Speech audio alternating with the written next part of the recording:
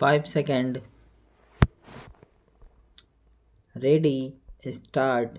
अगले माह लोकसभा चुनाव की संभावित घोषणा और उसके चलते आचार संहिता लागू होने का उल्लेख करते हुए प्रधानमंत्री नरेंद्र मोदी ने मन की बात कार्यक्रम से 3 माह के लिए विराम लिया।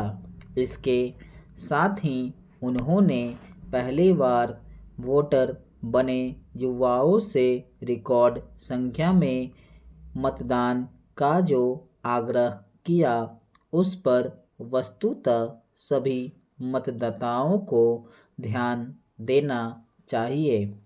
अधिक से अधिक संख्या में मतदान लोकतंत्र को बल प्रदान करने के साथ ही जनता की सक्रिय भागीदारी का सूचक भी बनता है।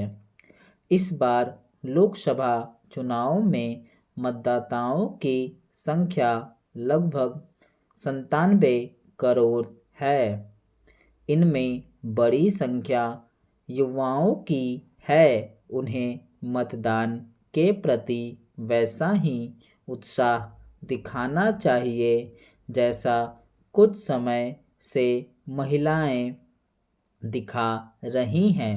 प्रधानमंत्री ने युवाओं से यह भी अपील की कि वे राजनीतिक गतिविधियों का हिस्सा बने और चर्चा से लेकर जागरूक भी रहें।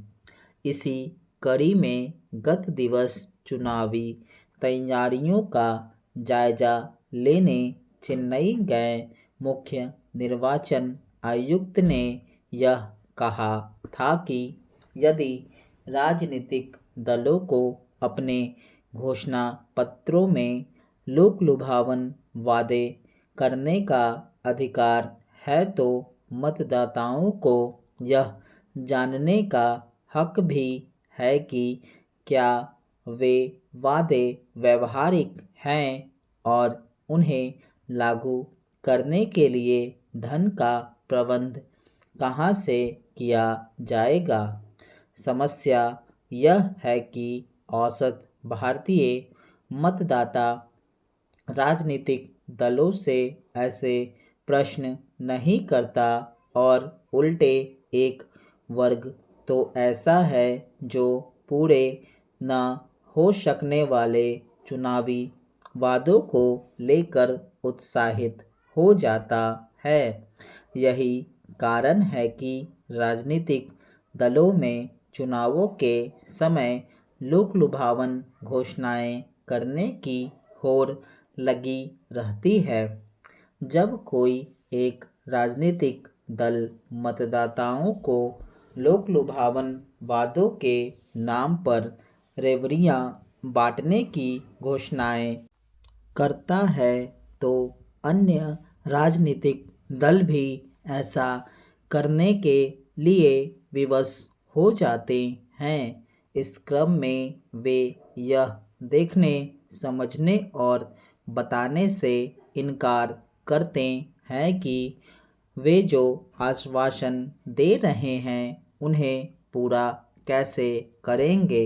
अब तो चुनावी वादों को गारंटी की तरह पेश किया जाने लगा है।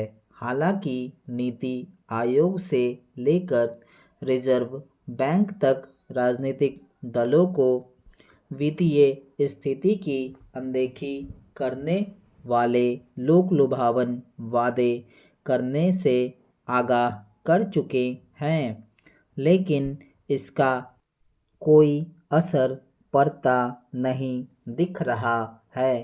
वैसे तो निर्वाचन आयोग ने राजनीतिक दलों के लिए अपने चुनावी वादों को बताने के लिए एक प्रारूप तैयार किया है, लेकिन फिलहाल यह मामला सुप्रीम कोर्ट में लंबित है।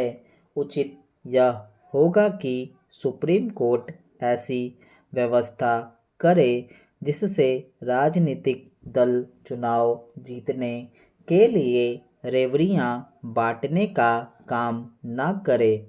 इस संदर्भ में उसे निर्वाचन आयोग को ऐसे अधिकारों से लैस करने पर भी विचार करना चाहिए जिससे वे अतिरंजित लोकलुभावन घोषणाएं करने वाले राजनीतिक दलों से उनकी व्यवहार्यता के बारे में पूछताछ कर सकें। घोषणा पत्रों के मामलों में दलों को जिम्मेदार और जवाबदेह बनाना मतदाताओं के साथ निर्वाचन आयोग की भी जिम्मेदारी है। स्टॉप।